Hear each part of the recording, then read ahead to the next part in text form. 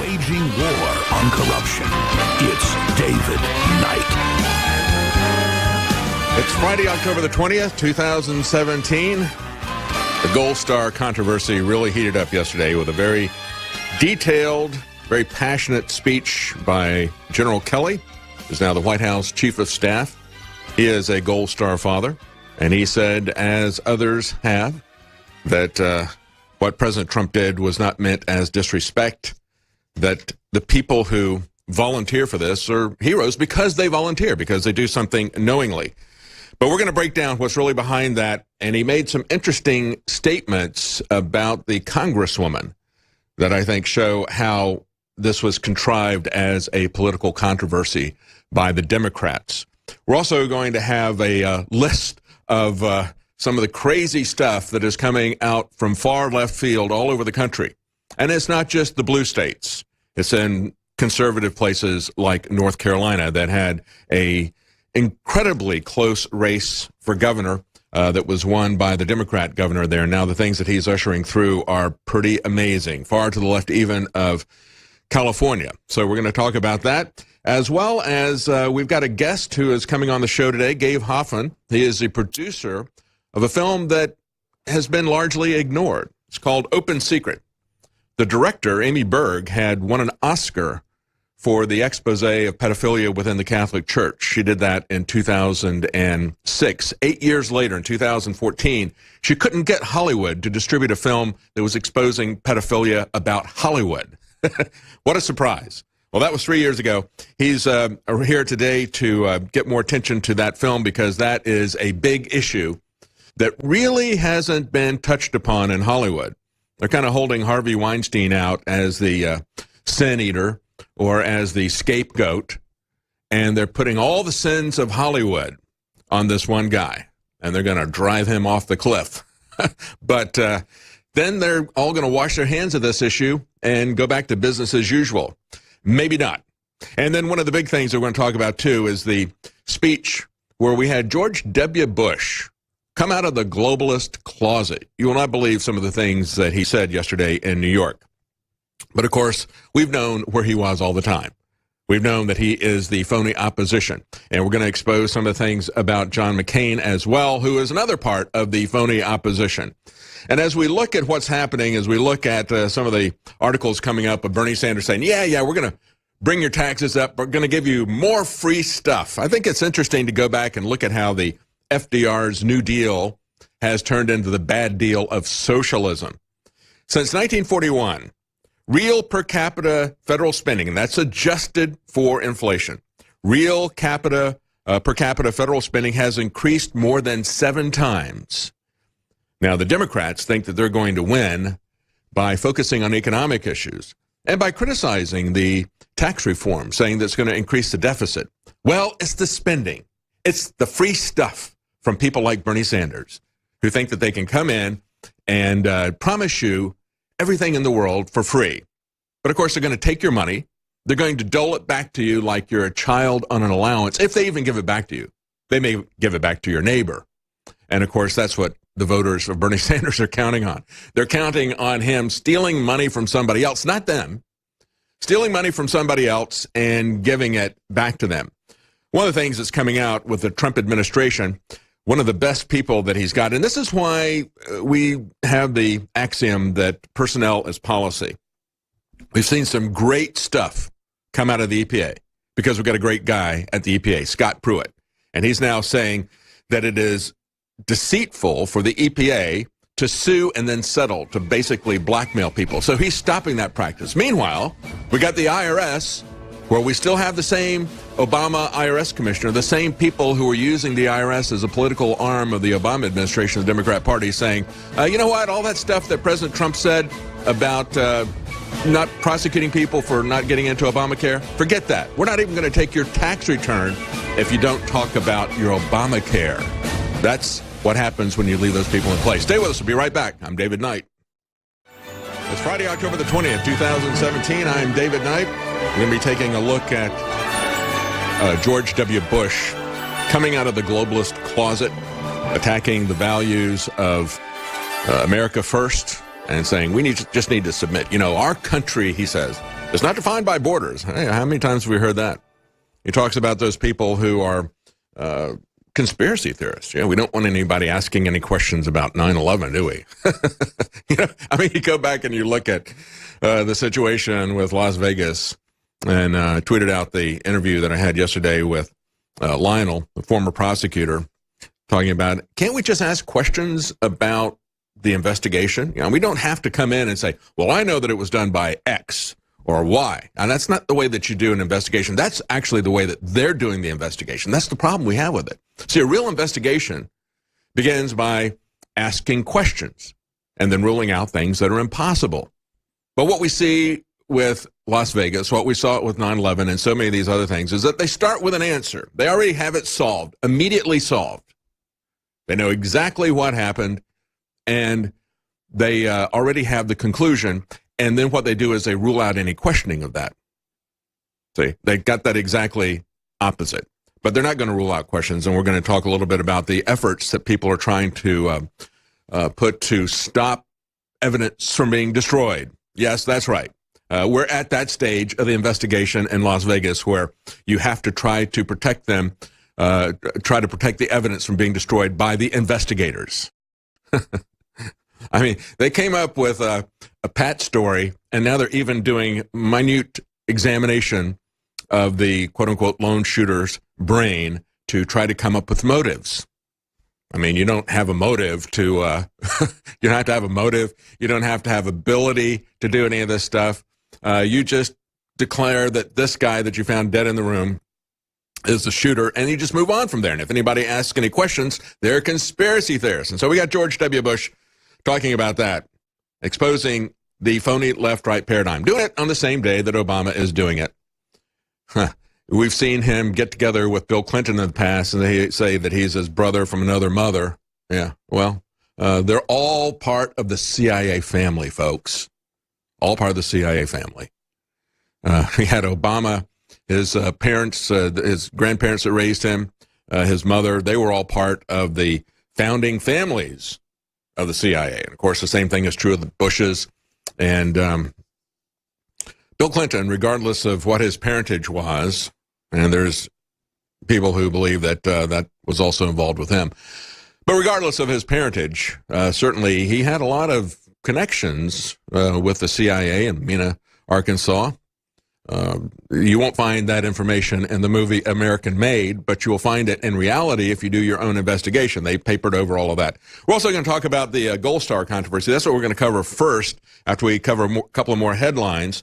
Very interesting back and forth yesterday with General Kelly shutting down this attention-seeking congresswoman. Very shameful what she did, and he really lays it out for people what is involved here and how this whole process came about. He was actually involved in all of that. And today we have a couple of very interesting guests. Larry Pinckney is going to be joining us, and of course, he has been involved in the back and forth between black and white. He realized, first he got into the early Black Panthers, and he realized that the early Black Panthers became very dangerous to the government once they stopped being simply about being black, once they reached out to the community in general.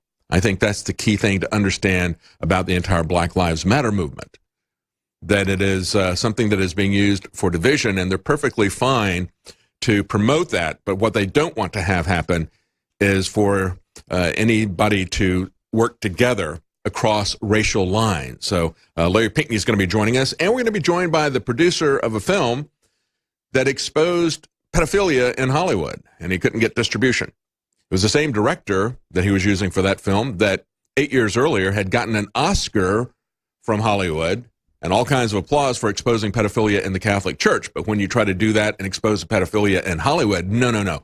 They will try their best to keep your film from being seen. So he's going to join us as well. A couple of quick headlines here that I think are very interesting. As I was saying in the last segment, we have the Trump administration scrapping the EPA's deceitful sue and settle trick. In other words, they're going to bring a lawsuit against you. They're going to ramp up the financial fees because, we don't have, as I've mentioned before, when you have the Congress abdicate its authority for passing laws to the bureaucracy, then the bureaucracy creates 80,000 pages of regulations every year. And then the government, the judicial system says, well, we don't have any authority here. Those are regulations, they're not crimes. And because they're not crimes, you don't get the protections that are enshrined in the Bill of Rights. So you don't get the presumption of innocence. You don't have to be found guilty before we punish you and take your money. And all of those sorts of things. That's how we get civil asset forfeiture and so forth. And so the EPA has been a big part of that game. Scott Pruitt, a great pick by President Trump, perhaps the best pick, the best decision that President Trump has made is Scott Pruitt. He says, we will no longer go behind closed doors and use consent decrees and settlement agreements to resolve lawsuits filed against the agency by special interest groups, where doing so would circumvent the regulatory process set forth by Congress. What is sue and settle? In short, it's a way that politicians and bureaucrats shift policy by pretending to be in a legal fight with a political ally and then altering a specific rule to supposedly avoid a lawsuit. This has been exposed by FreedomWorks and others, reported by WND. But on the other hand, now that's a great pick that President Trump has put in, Scott Pruitt. But when we look at the IRS, just the opposite. The Justice Department under Jeff Sessions has chosen not to pursue the IRS agents who politicized the agency when they went after Tea Party groups and when they destroyed evidence. You know, obstruction of justice, destruction of evidence, that is a crime that in most cases is more serious than what was being investigated. But no, we're not going to go after Lois Lerner, and we're not going to go after Koskinen, who is the, still, that was Obama's head of the IRS. He is still there. He hasn't been replaced. And that's what we're saying. You're going to leave these Obama holdovers in place, and you're going to get Obama policy. And it's very visible here at the IRS. Remember, one of the first things that President Trump did, he sent an executive order in and said, I don't want the IRS to punish people if they don't get Obamacare. So that was a request from President Trump, which the imperial bureaucracy says, no, we don't care. We're actually going to double it down. We are not going to even accept tax returns that don't have Obamacare disclosures in them, because Obama's IRS head is going to push Obama's legacy of socialism on us. The IRS says it will not accept electronic tax returns that do not disclose whether the filer had health insurance coverage during the year. It also says it will suspend paper returns that do not have the disclosure. The IRS's move will bolster compliance with the Affordable Care Act, even as the Trump administration is trying to undercut the law. So you have to understand the imperial bureaucracy that we have here. And if you don't get rid of the imperial bureaucracy, and if you don't get rid of these Obama holdovers, like the current IRS chief, then they will subvert everything that President Trump does. Typically, it's stopped by a federal judge who is an Obama appointee, as we've seen over and over again with the immigration rules that he has. Nobody ever questioned Obama's open border rules that were done illegally, but when that is overturned by President Trump, then that's got to be shut down. And they do it over and over again. But it's also the people that he leaves in place in charge of the IRS. Here's something else that was left in place. That's the war in Afghanistan. What does it mean to win? Well, I'll tell you what it means to lose. It means that you got an Afghan army base that is totally destroyed by Taliban suicide bombers.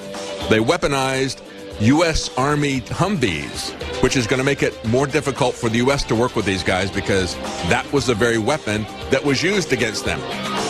Killed everyone at the base, razed it to the ground. Is that what winning looks like?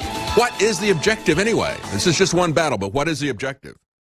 Welcome back. I'm David Knight, and we're going to talk about the back and forth yesterday between former General Kelly, who is now the Chief of Staff at the White House, talking about the process, this controversy that has arisen out of the individual who was killed in Niger, the soldier, and the widow who called a congresswoman to come listen in on the phone conversation, and then the congresswoman politicizes it, surprisingly. It's a very interesting back and forth, and we're going to tell you what the congresswoman, whose name is Frederica S. Wilson, We'll tell you what she had to say about General Kelly and let you make up your mind as to who you think is more credible. General Kelly, who I have profound political differences with, but he's a very honorable man, and he has served this country, and he has a great deal of credibility on this issue, especially because it was his son who died in service. And, of course, he's been a lifetime military. I think he was in the Marines as a general. But before we do that, I want to tell you about some of the products that support this program, that support our operation at InfoWarsStore.com. We have Super Male Vitality has now been reduced by 30%. 30% off Super Male Vitality, 50% off Anthroplex, and we have 50% off Brain Force Plus. This is going to be stopped at the end of the week before we run out of stock because we have to hold stuff behind. And these are some of our most popular products. We have to hold stuff behind for people who sign up for AutoShip. And, of course, if you sign up for AutoShip, you can get 10% off and free shipping if your order totals more than $50. So that's something you may want to think about. Also, we have several very important supplements. Our iodine, our selenium, and our B12 supplements are all 40% off. Survival Shield X2 Nascent Iodine, 40% off. BioTrue Selenium, 100% organic selenium, no fillers, no synthetics, 40% off. And Secret 12, our vitamin B12 formula that you can take orally instead of taking your B12 with an injection, that is also 40% off. And finally, we have 20% off InfoWars Wake Up America coffee. Just enter the code WAKEUP at checkout to get 20% off InfoWars Wake Up America, and either the original Patriot Blend or the Immune Support Blend. All right, let's go back to this press conference. We had General Kelly yesterday really lay out this entire process. He spoke very passionately for about 18 minutes, so we're not going to play all of that for you.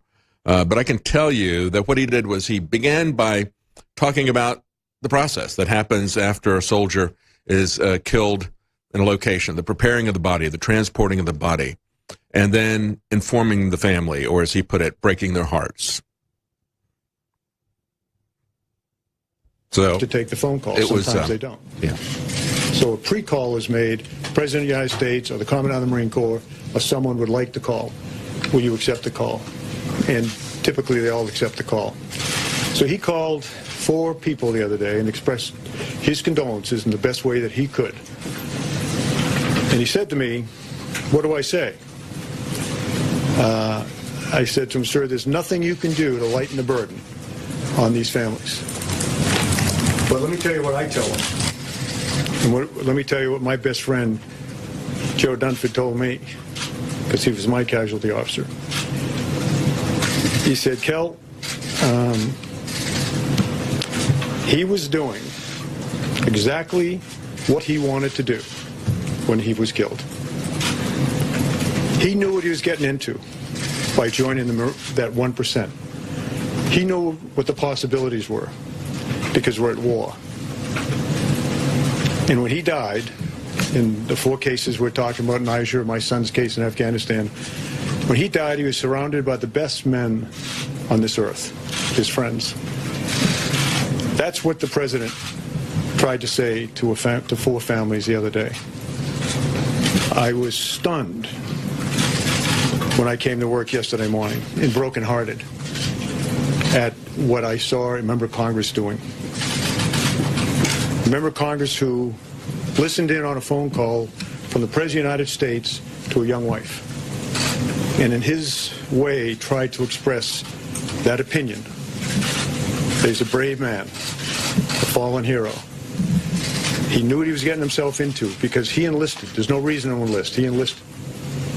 And he was where he wanted to be, exactly where he wanted to be, with exactly the people he wanted to be with when his life was taken. That was the message. That was the message that was transmitted. It stuns me that a member of Congress would have listened in on that conversation. Absolutely stuns me. And I thought at least that was sacred. I just thought that that might be sacred. And when I listened to this woman and what she was saying and what she was doing on TV, the only thing I could do to collect my thoughts was to go and walk among the finest men and women on this earth And you can always find them because they're in Arlington National Cemetery. Went over there for an hour and a half. Walked among the stones, some of whom I put there because they were doing what I told them to do when they were killed. All right, that was General Kelly. It was a very powerful 18 minutes. You've only heard a little bit of that right there. But I want to play for you Congresswoman Frederica S. Wilson. And I want to ask you who you think is more credible. Here's Frederica S. Wilson. I have to tell my kids that I'm a rock star now. Yeah, okay, she's a rock star now. And her response to General Kelly, former General Kelly's criticism of her, was to come back and say, General Kelly will say anything to keep his job. Do you think she would say anything to keep her job? Do you think she would say anything to get attention? Do you think she would wear anything to get attention?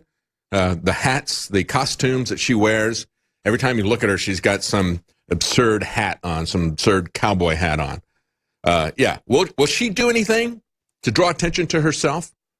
One of the things that General Kelly said as he was talking about that, he was talking about the dedication of an FBI building. It was dedicated to 2 FBI officers who had died in the line of duty. And there were 3 others who had been wounded in that incident that were there in attendance. He said Comey dedicated it. It was a very moving ceremony that was dedicated to people who gave their lives trying to protect other people. And he said there was a congresswoman who got up and said, well, I'm the one who made this building possible. I made the call. I got the money. I. How many times have we heard that from Obama? Remember all the speeches that Obama had? I, where they count up the number of times that he talks about himself? That congresswoman at the dedication of that FBI building, instead of honoring the people that were being honored at that dedication where they named the building after them, instead, she makes it all about herself and the money that she got. Of course, that wasn't her money. That was taxpayer money, or money that will be paid back by taxpayers who have borrowed it. Nevertheless, it was all about her and her phone call, because that's the way these people operate. Who do you think is more credible? General Kelly, President Trump, or Frederica S. Wilson and her cowboy hat, looking for attention, who will say anything to keep her job in Congress, to get her little 15 minutes of fame? Absolutely despicable individual, and Congress is full of people like that. Stay with us. We'll be right back. I'm David Knight. There's no perfect way to make that phone call. That's what General Kelly told President Trump. As they were talking about it, President Trump said, well, you know, as he lays out in the discussion of this, he said, we talked about this, and President Trump asked him if he should make the phone call. And he said, well, all presidents send letters, but not all presidents send phone calls. As a matter of fact, if it's a lot of heavy action and there's a lot of casualties, it's not possible for the president to make those phone calls. And he said, he told him there's no perfect way to make that phone call. And he says, if you've never worn the uniform, if you've never been in combat, you can't even imagine how to make that call. But he said, I think he very bravely did make the calls. And he talked about how they discussed it and what he should say and so forth. And General Kelly said, you know, the things that are important to the families are the phone calls that they get from the people who knew the soldier, who worked with the soldier in the field, the people who really knew him. He said the calls that they get from generals, the calls that they get from presidents, that doesn't really make that much difference to him, but he wanted to do it anyway. President Trump wanted to do it anyway. And when they have, as I mentioned before, they have somebody who shows up before dawn and they wait until the first lights come on in the house, and then they go in. And they stay with them through the whole process until the soldier is buried. That's the officer that stays with them.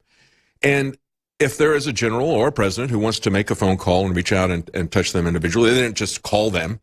They ask the family if they would like to take that call. He says usually they say yes. Now, I think the interesting thing that is coming out is the fact that not only did this family say yes, but this family called the congresswoman. The congresswoman then was there. Not just family members, but the congresswoman came there. So this was politicized from the very beginning. Politicized by the family. They call a congresswoman who is adamantly opposed to President Trump. Come listen to this phone call. Let's see if we can get something out of it. And of course, what the president said was what General Kelly said others had told him when his son died. they chose to do this. I said this yesterday. I said, that's why they call them heroes, because if you choose to do something knowing that it may cost you your life. If you're a fireman who's running into a burning building and you lose your life because you're trying to save other people, that's a heroic act. You know, when we look at the Vegas shooting again, the very first revision of the Las Vegas script that was put out there by the Las Vegas Police Department, the first write of the script said that we had Jesus Campos come in at the very end and stop the shooting and got shot himself. Then they changed it and put him at the very beginning. They did a rewrite. And so revision 2 of the script says that he comes in and he doesn't know what's going on, as he told Ellen on their scripted performance.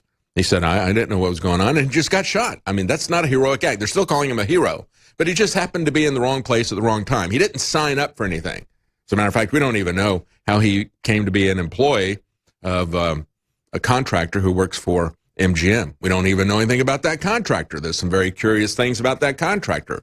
The license that they let expire, the virtual address that they have there. So we don't know anything about the man. We don't know anything about the company, about the relationship with MGM.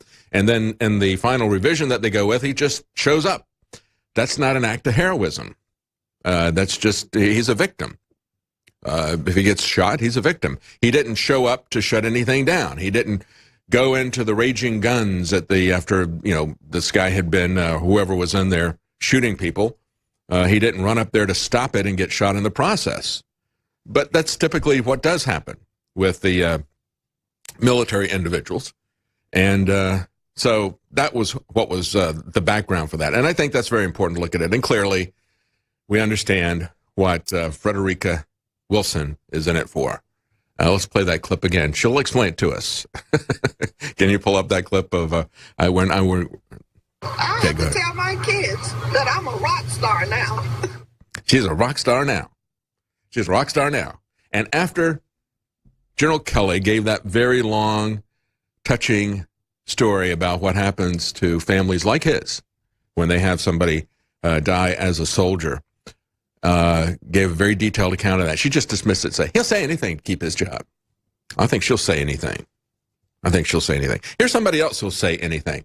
George W. Bush. And he was saying a lot yesterday. Shrub, chip off the old CIA block. And also Obama, also a chip off the old CIA block. Let me just digress here a moment and say the overthrow of ISIS in their capital of Raqqa, their headquarters, their caliphate headquarters. Yes, I know it's not mission accomplished. We're not going to go that far, but there's been some major setbacks with ISIS.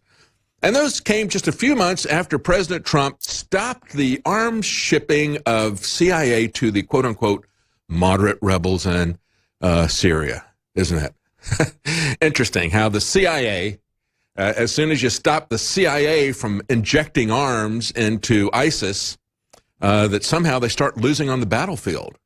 Interesting, isn't it? But let's go back to these other CIA operatives, George Bush and Barack Obama, because Barack Obama, his grandparents who raised him, they were some of the founders of the CIA. They were with the original OSS. And then we know about George H.W. Bush and George W. Bush. All their backgrounds of the CIA are not really hidden. Well, some of it is. I mean, they don't talk about George H.W. Bush's involvement in the Bay of Pigs because that was a failure. So they kind of covered that up. But, yeah, he was there from the very beginning. Who knows? Maybe he had something to do with Dealey Plaza as well. But George W. Bush comes out and says, this nativism, we just cannot wish globalism away. And, quite frankly, I agree with him on that. We cannot wish it away. We cannot wish bad things like globalism away. We have to fight globalism. We have to fight it like our lives depend upon it, because our lives do. And the lives of our children depend on us being able to fight away this globalism that people like the CIA operatives like George W. Bush and Barack Obama have given us. Let's play a little bit of a clip that we have here. This is some of the interesting comments that George W. Bush made yesterday as he attacked President Trump. We must hear and help them, but we cannot wish globalization away. A new world order. Our security and prosperity are only found in wise, sustained global engagement. A new world order. We've seen nationalism distorted into nativism. We've forgotten the dynamism that immigration has always brought to America. A new world order. Bigotry seems emboldened. Our politics seems more vulnerable to conspiracy theories and outright fabrication. There are some signs that the intensity of support for democracy itself has waned, especially among the young. Yeah, he's worried about those vulnerable to conspiracy theories. So who do you think would be the most vulnerable to a conspiracy theory? Let's not talk about what Marvin Bush's brother was doing. You know, he's head of security at the World Trade Towers until September the 10th, 2011.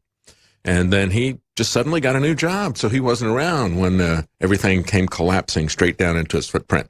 But when he talks about our own identity and having a commitment to global engagement, and he means that he defines our identity. He says, we're not determined like other nations. We're not determined by geography. Nah, borders don't matter.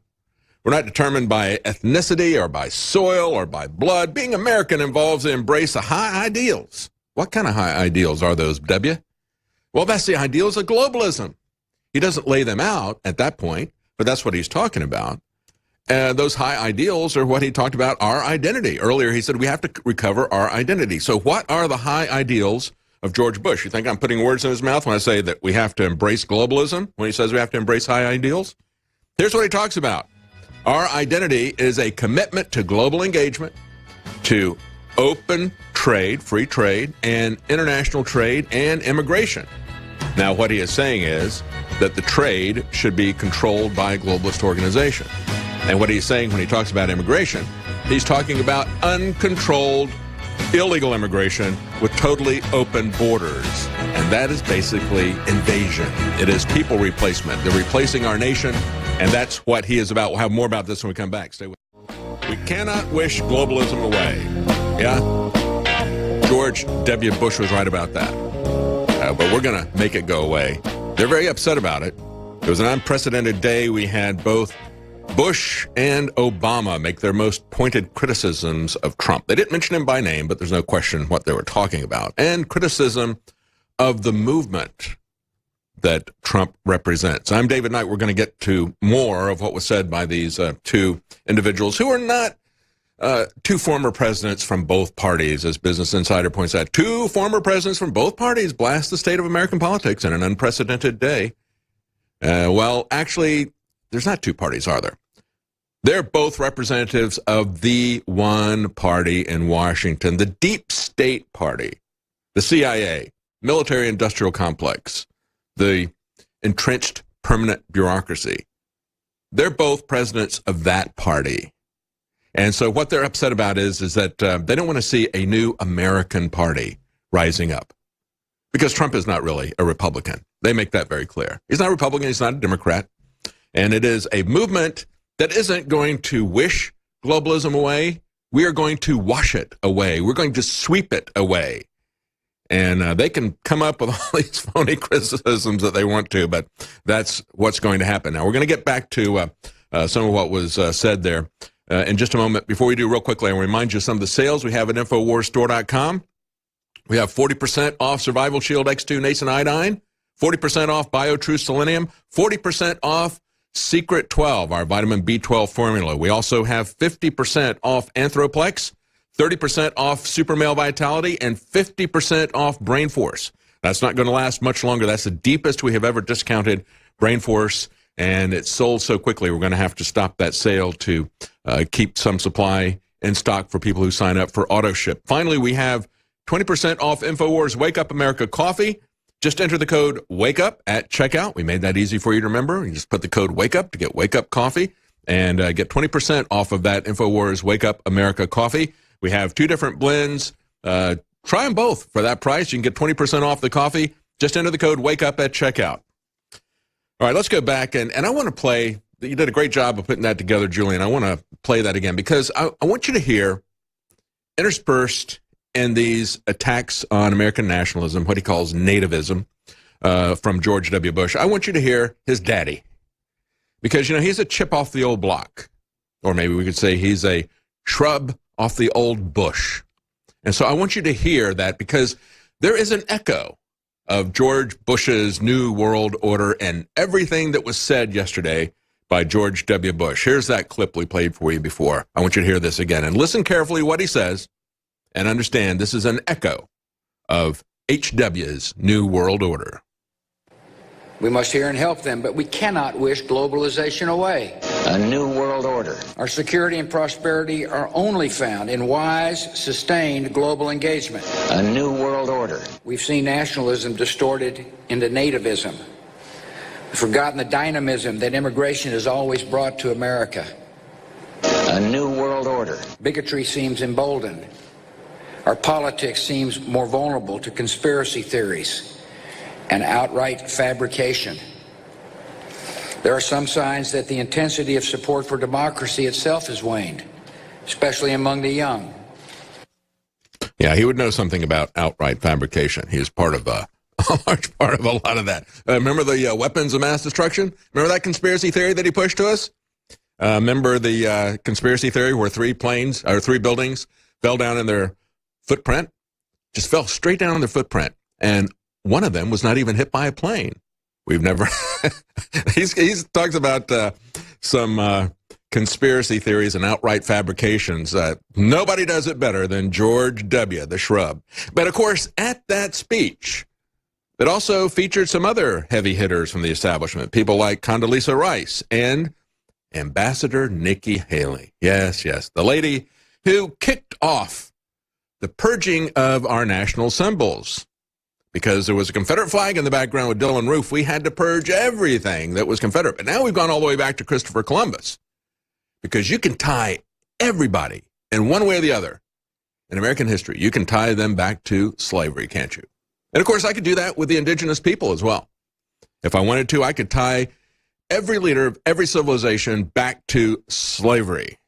It's nothing that is unique to European civilization, but they want to use that to tear down European civilization. Obama said some of the things that we see now, we thought we'd put to bed. I thought we had too. I thought we had moved on from slavery. But no, they're going to make that the basis for purging our culture, for purging our history, for purging our nation. Obama said, that's folks that looking 50 years back. That's when he gets folksy, right? He wants to appeal to you from his black side because he's as white as he is black. So he says, that's folks looking 50 years back. It's the 21st century now, not the 19th century. Well, yeah, that's great. Well, when it works for him, but they don't go back just to the 19th century. They go back to the 15th century to tear down the foundations of America. That's what he's a part of. And when you look at Nikki Haley, President Trump, his biggest mistake by far has been his appointments. He has put people in positions that are never Trumpers, and they're still never Trumpers. They're absolutely opposed to the agenda, the Trump agenda that he won on, the Trump agenda that is going to continue after President Trump is gone, because we're not going to let this go. These guys think they can destroy that we're just wishing this away. We're wishing away their globalism by electing President Trump. They think they can block him. They think that'll be the end of it. It's not going to be the end of it. You're not going to shut us up, and you're not going to stop this agenda.